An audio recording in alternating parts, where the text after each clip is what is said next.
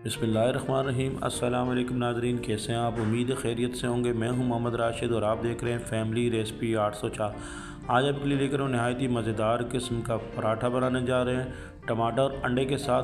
बहुत ही different style से, ना आटा गूंदने की झंझट और ना ही पेड़ा बनाने की, बिल्कुल डिफरेंट स्टाइल से पराठा अंडा टमाटर के साथ बनाने जा रहे हैं। वीडियो को एंड तक देखिएगा, बहुत ही मज़ेदार किस्म की रेसिपी तैयार करने जा रहे हैं। तो चलते हैं हम अपनी वीडियो की तरफ।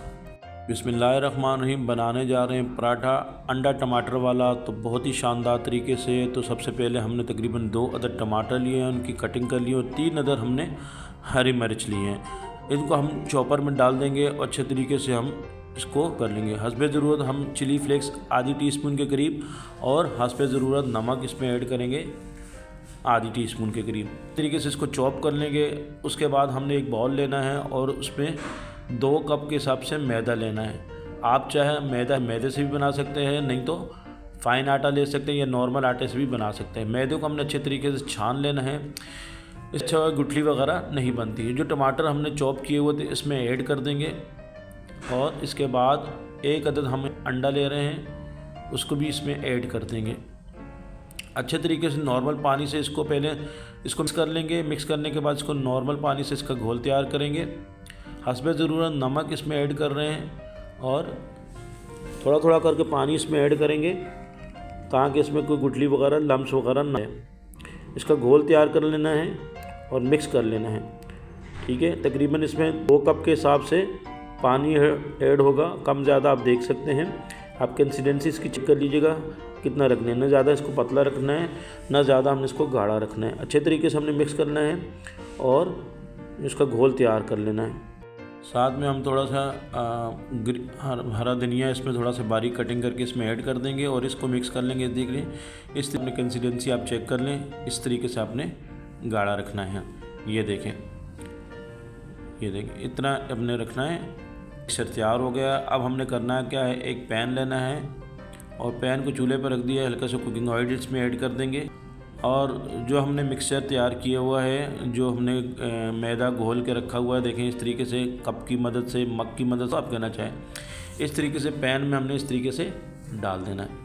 ये देखें, हर तरफ से इसको बराबर रखना के पराठा एक जैसा बन जाए।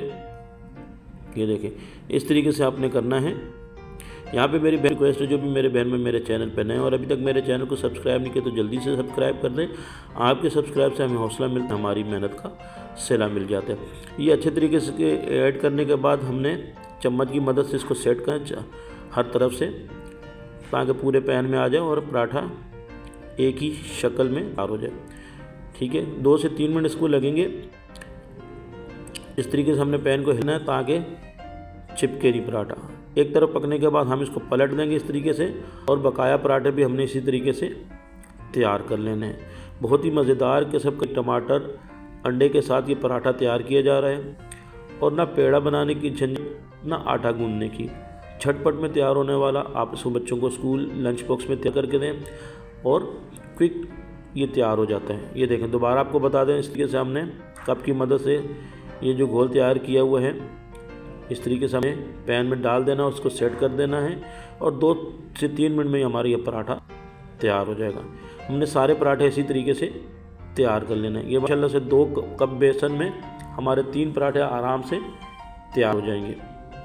ये देखें जी, माशाल्लाह मेरे अल्लाह पाक के करोड़ों एहसानात, जिसने हमें इतनी खूबसूरत नेमतों से नवाजा है। आप रायते के साथ, चिप के साथ यूज़ करें। वीडियो अच्छी लगी तो सब्सक्राइब कीजिएगा। आपका बहुत शुक्रिया।